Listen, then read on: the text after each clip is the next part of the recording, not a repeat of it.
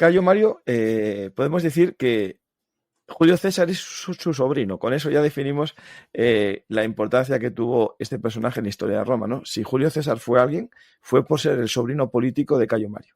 Pero fuera de esta anécdota, ¿no? o broma histórica, que es muy cierta, por cierto, fue un personaje que tiene una importancia vital en el fin de la República, porque, digamos, al crear un ejército profesional fiel al general más que a la República, dio lugar a que posteriormente entre Sila, Pompeyo, Julio César acabasen con la República porque sus ejércitos empezaron a ser fieles a su figura. Pero aparte, es esencial porque es la primera persona que en Roma atesora el poder durante 7 consulados, 5 de ellos seguidos y después 2 más tarde, ¿no?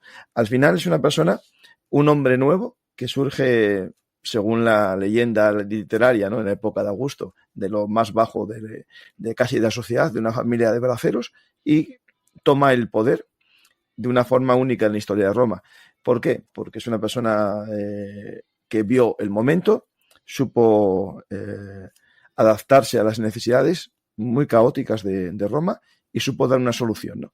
Y al final logró crear un ejército profesional que sería la base del Imperio Romano. Hasta ese momento eran milicias y con él pasaron a ser un ejército profesional de plebeyos armados por la propia República, ¿no? O su propio general en algunos momentos.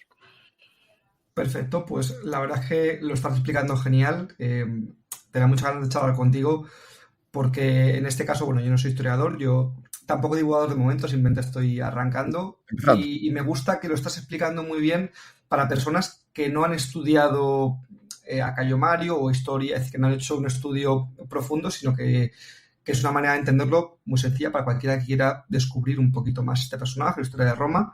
Así que te agradezco que lo expliques de forma tan sencilla y entendible que a veces estos personajes, si se explican de forma muy compleja y enrevesada, pues se pueden perder matices que en este caso está jugando. Eso es mi objetivo. Divulgar la historia es contar de una forma amena lo que es importante y traer al mundo, a la sociedad, lo que los académicos descubren con ese lenguaje más universitario, más académico, y contárselo a toda la sociedad para que sepan que la historia es importante y está viva, ¿no? Y eso hay que hacerlo de una forma amena y divulgativa, ¿no? Por ejemplo, en mi libro Cayo Mario, el que lo lee no hace falta que sea historiador, porque todo el contexto histórico lo voy desarrollando a la vez que voy contando la vida de Cayo Mario. Es decir, no tiene sentido hablar sobre qué es el consulado, dándolo, por supuesto, a personas que a lo mejor es el primer libro de Roma que leen, ¿no? Pues esto es importante entender, que hay que ir explicando sin pies de página, sin citas, sin vete a la página 250 para saber más, ¿no?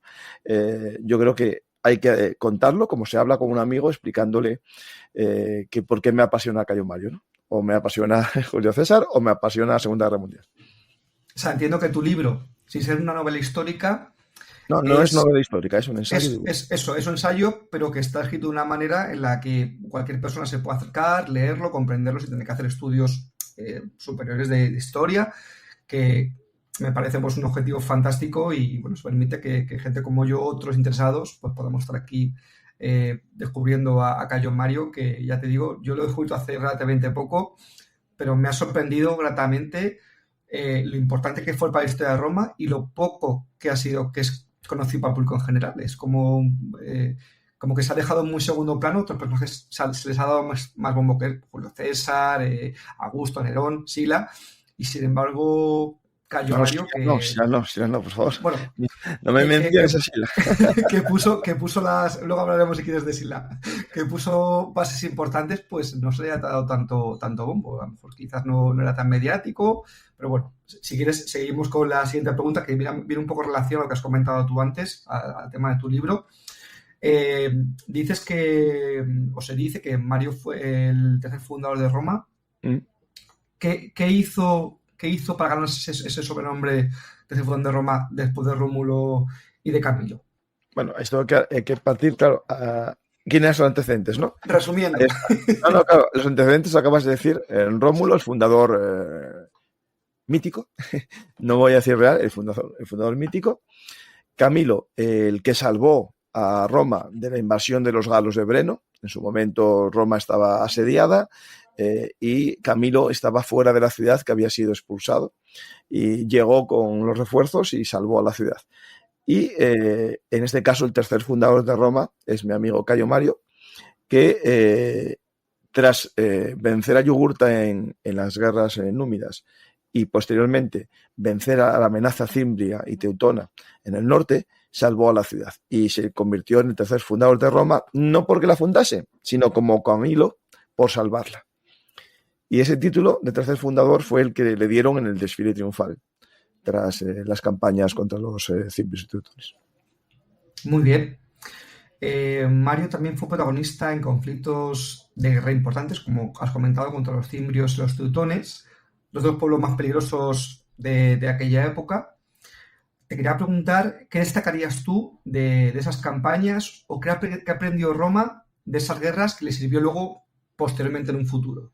Vale, esto hay que partir, ¿no? Del momento en el que estábamos. Es decir, tenemos a Roma, que había vencido, había derrotado a Cartago en el siglo II, ya estaba la tercera guerra púnica ya solucionada.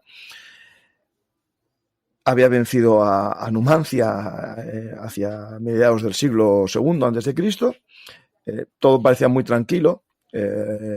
Muchos romanos pasaban su servicio militar, ¿no? De milicia, ¿no? Porque todos los propietarios tenían que servir en el ejército un tiempo, pero lo estaban haciendo.